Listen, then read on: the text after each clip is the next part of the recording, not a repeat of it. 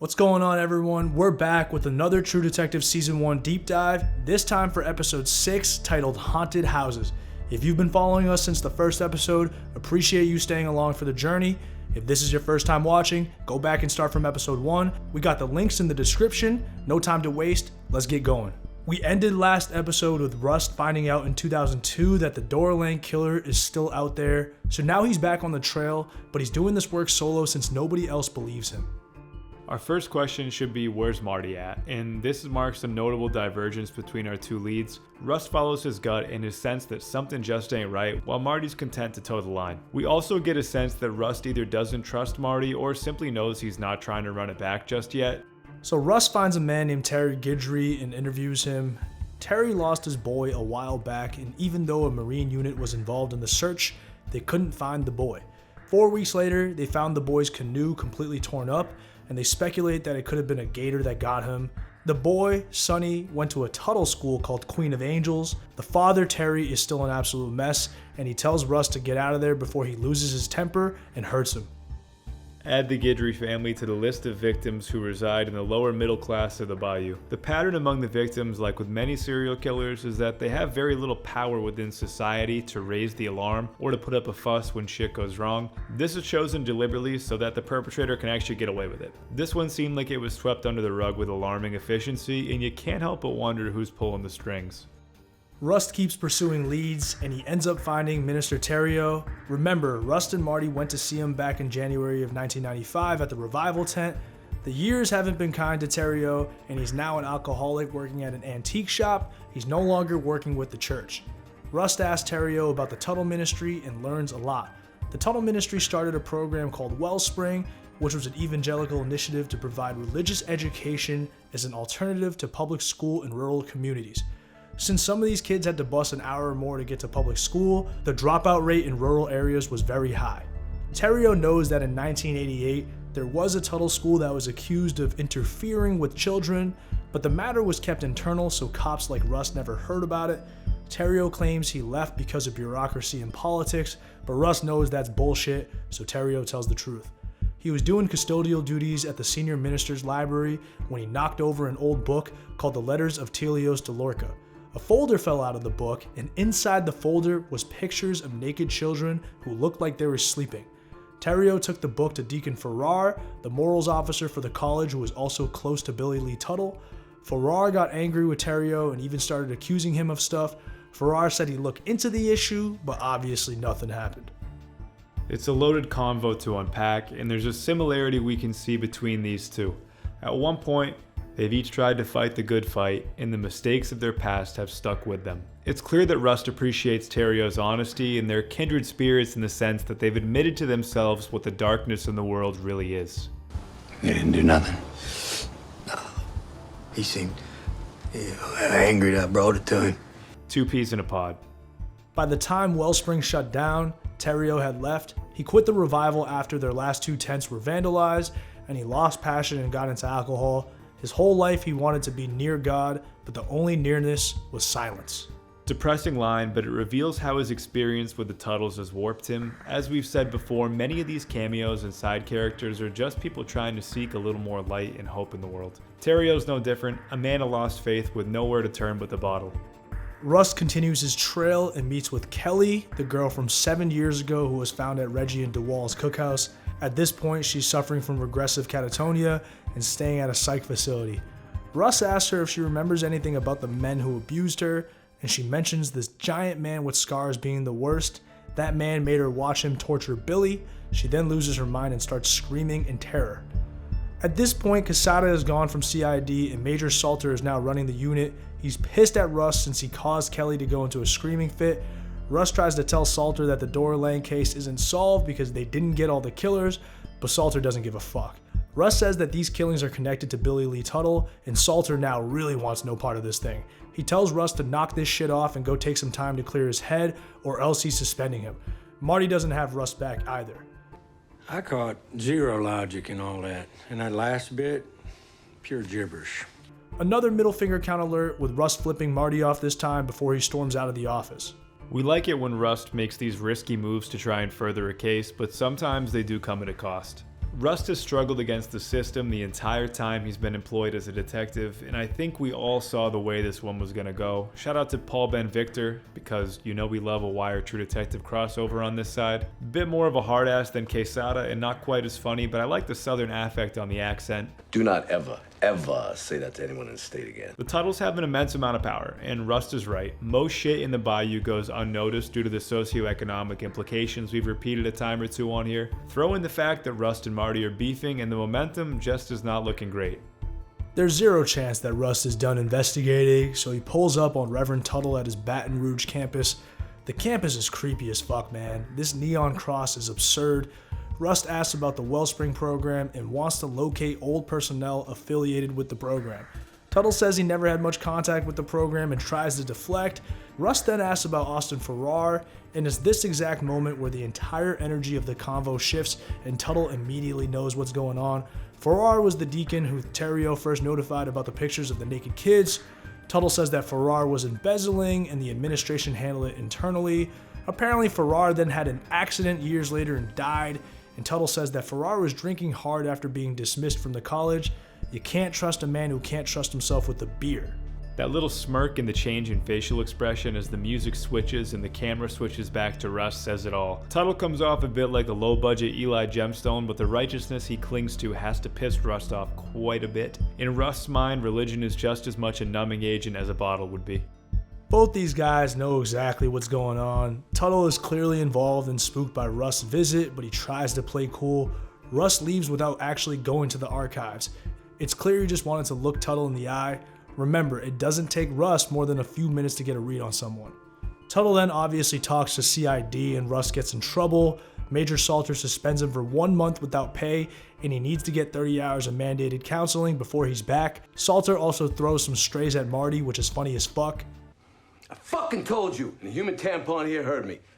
This is the progression of what we saw back in '95, with Rust going a little rogue and Marty hoeing around. Of course, Rust is the only one with a clue of what's going on, which makes this frustrating from our angle as a viewer, but we get a nice payoff with a shot of Rust's homemade investigation set up after. Some guys invest in a man cave, some guys just plaster evidence of a heinous serial killer on the walls. Now that we're done with the case progression, let's talk about Marty's personal life in 2002, since we get a lot of that in this episode. Marty first ends up seeing the two older boys who were messing around with Audrey in the car. The boys are being held in jail and absolutely terrified when they see Marty. Instead of pressing charges, Marty would rather just deliver justice with his own hands. Look at Marty here staying away from the face so the injuries aren't super obvious, stays with the body blows, a rare moment of discipline from Marty. Marty's personal life in 2002 is, kind of a fucking mess. Here's Marty trying to take some control back. The move feels like justice for Audrey in many ways because these dudes did some horrendous shit, but upon closer inspection, this is also about Marty doing Marty. He's not afraid to use the badge to exact what he feels is necessary, and he's still clearly got that dark side to him. The vomit after is most likely a combo of him realizing his negative impact as a bad dad, reflecting on the line he just crossed, and an adrenaline rush all at once. Later on, Marty is shopping for some stuff for his daughters. I love the scene where he gets out of the car and we see a bar in the background named Fox and Hound. Hilarious, because after all, Marty is an absolute pussy hound. He goes to buy a phone, and the woman who's helping him is actually Beth from the Bunny Ranch. 7 years ago, she was underage, which by the way is beyond fucked up, but now she's older and seems to have gotten her life back on track. Marty doesn't recognize her when he's in the store, but he does stop at Fox and Hound for a depressing drink. Beth shows up and orders a dirty martini right next to him. She tells Marty she remembers him from way back, and before you know it, the two are flirting and hanging out outside of the bar at night. We know where this is going. Whole situation is wild and not in a good way. Classic Marty to not recall her but to be happy as shit when he gets to play the cop card to his advantage once again. Looks like our buddy Rust made a pretty accurate prediction back in the day. Down payment. His frustrations with his domestic life are more than obvious, and it casts that fitting contrast between Rust seeking out Theriot, a remnant of the Lang case himself, and Marty stumbling upon someone connected to it. One meeting is filled with purpose and calculation, the other is totally unintentional and filled with something else entirely. Considering how Marty kicked off the episode, it's also ironic that he'd end up sleeping with someone so much younger than himself, who he made his first impression on when she was way underage. Marty's ego is on full display here, and once you throw in a bit of bourbon, there was no other way it was gonna end. Marty was bound to get caught again, and this time it happens because he's way too sloppy with covering his tracks. He's doing a single load of laundry with just his clothes from the day, and that's a dead giveaway. Why wash one set of clothes? Maggie sees this and immediately suspects something. She grabs his phone and checks his text messages to find nudes from Beth. It's wild that back then phones didn't have lock screens, so anyone could just go through your shit. Maggie doesn't flip out on Marty right away. She stays calm, which is even scarier. Now Maggie's got to get revenge on Marty, so she puts on a sexy red dress and hits a bar to see if any interesting gentlemen are around. There's this one dude named Bruce who immediately makes a move, but she doesn't end up going for it. Maggie ends up rolling to Rust's place one night drunk as fuck. She's in tears and tells Rust that Marty is cheating again. Within a few moments, she makes a move on Rust, and soon enough, he's doggy styling her against the kitchen counter. It's a pretty hot scene, no lie, but once Rust busts a nut, he gets post-nut clarity and immediately realizes that he was just being used by Maggie. He freaks out and kicks her out. Maggie then waits at home for Marty to return, and she drops the bomb on him. She tells him that she knows what he's been doing with Beth and that she just fucked Rust, and she hasn't been fucked like that since before her pregnancy. Jesus. Marty puts his hand around her neck and Maggie dares him to do it. When he doesn't, she calls him a coward and walks off. History repeats itself. As a not-so-wise man once said, "Time is a flat circle." Marty going with the lie and deflect playbook again has us shaking our heads from the couch. He still doesn't place value on the women around him, which oddly even extends to his daughters. It's as if he still views Maggie as his property, while he gets to run around and play dumb or sad each time he's caught, depending how it fits him. The reference to Marty finding religion for a bit while still being self-deluded fits in with Rust's original thesis on religion too. If the only thing keeping a person decent is the expectation of divine reward, then brother, that person is a piece of shit. Marty is a lost, broken man in 2002, much like Al Gore, or Kurt Warner after losing the Super Bowl. This is a spot where Maggie flexes her own autonomy, and she knows exactly what's going to drive Marty out. Honestly, don't blame her. Kind of a scumbag husband. Good detective, scumbag husband. Two things can be true at once. The next day, Marty is a complete mess sitting at his desk.